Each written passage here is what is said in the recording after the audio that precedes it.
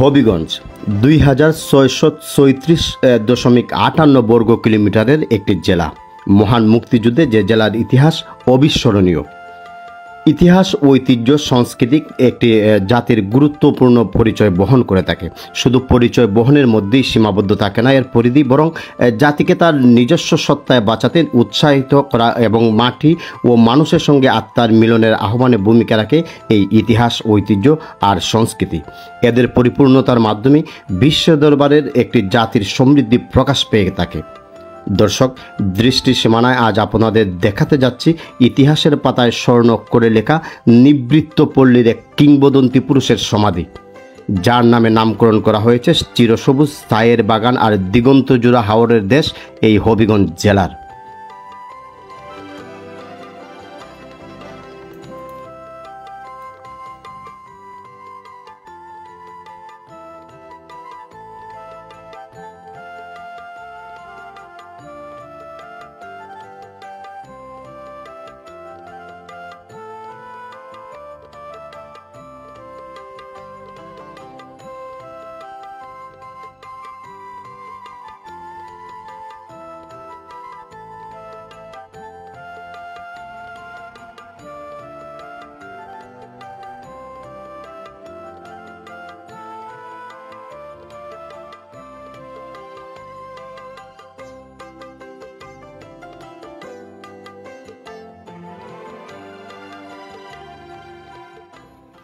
বাড়ির পাশে আর শ্রীনগর, সেটায় পড়শি বসত করে আমি একদিনও না দেখিলাম তারে। লালন সাইজির এই গানটির সাথে এমন একটি একজন পড়শির পাশে এসেছি আমরা, যার নামে এই সবুজ শ্যামল বাংলাদেশের মানচিত্রে হবিগঞ্জের নামটি স্বর্ণ করে লেখা। আর এই হবিগঞ্জ নামটির পিছনে যে কিংবদন্তি মানুষটির নাম জড়িয়ে আছে, সেই হাবিবুল্লাহর সমাধির পাশে এসেছি। দর্শক, আমি দৃষ্টি সীমানায় আপনাদেরকে সেই কিংবদন্তি পুরুষ হবিগঞ্জের হাবিবুল্লাহর সমাধিটি এখন আপনাদেরকে দেখাতে যাচ্ছি।